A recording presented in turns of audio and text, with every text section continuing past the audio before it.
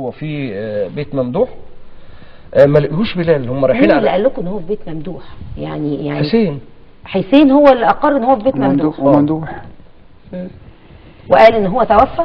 لا، ما قالش انه توفى، قال انه موجود في بيت ممدوح. في بيت ممدوح، ولكن هو كان يعلم ان هو توفى برضه. العلم البيت ممدوح وهو يعلم ان هو توفى. العلم عند ربنا في دي، لانه محدش كل اللي قاله يعني قبل ما يطبق عليه الحد زي ما حصل، محدش سأله ايه اللي يعني تم. انا اولا حضرتك برضو عايزين نتجه لاقامه الحد دي، لان اللي بيقيم الحد اولي الامر، مش ما هو احنا ده ولا الناس. احنا هنقول الكلام ده مع الدكتور اسامه، لانه هيكلمنا عن اقامه يعني الحد ولا بس على انا عايز اوضح لحضرتك حاجه، لان عشان برضو احنا دلوقتي حضرتك على الهوا والعالم كله بيتفرج علينا، مش مصر بس، فعايزين نوصل للحقائق، مش ناخد الامور من الغلاف الخارجي. يعني انتوا قتلتوهم ولا اخدتوا بتاركم ولا اقمتوا الحد؟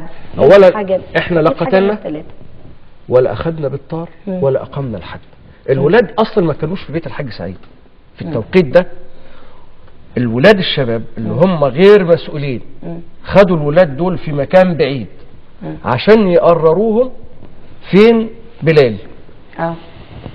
لما اتعرف ان بلال في بيت ممدوح، راحوا الناس يدوروا اهل الاخوه في بيت ممدوح على بلال، ما لقيوش بلال. لقيوا فيه اللي راحوا لقيوا فيه حته مردومه طريه لسه، يعني مكان حفر.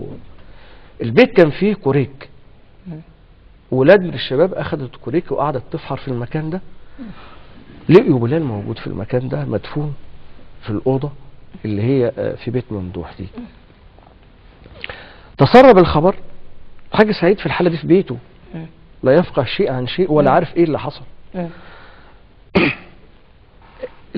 معظم الاخوه برضو عشان للمعلومه نسبه التعليم فيها عاليه جدا الحمد لله، مش زي ما اقيل او زي ما اشيع عليها. مش عايزين نتطرق ما هو بس عشان احنا اتقال مش جانبيه دي، ده في صلب الموضوع حضرتك. احنا يعني عايزين نركز في القضيه في حد ذاتها وكيف تم تناولها ورد الفعل فيها، فعايزين نستكمل في الخط ده.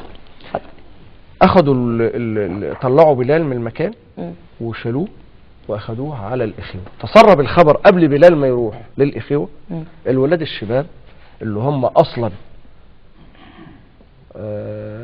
ايوه اتفضل.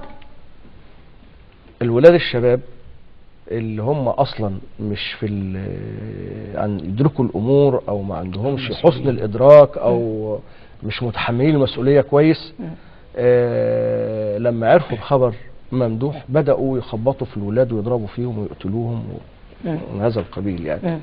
يعني الشباب اللي موجودين في القريه هم اللي تصرفوا التصرف ده. بالظبط كده. طيب استاذ خالد، حضرتك عمده الاخوه وحضرتك يعني شاب، واعتقد انه اللي نفذوا هذه المهمه يعني مش هيكون، يعني هيكون مثلا اعمار عشرينات 25 عشان نشوف الواقعه اللي احنا شاهدناها دلوقتي دي وشفناها، لازم هيكونوا تقريبا في العمر ده، ما يكونوش اصغر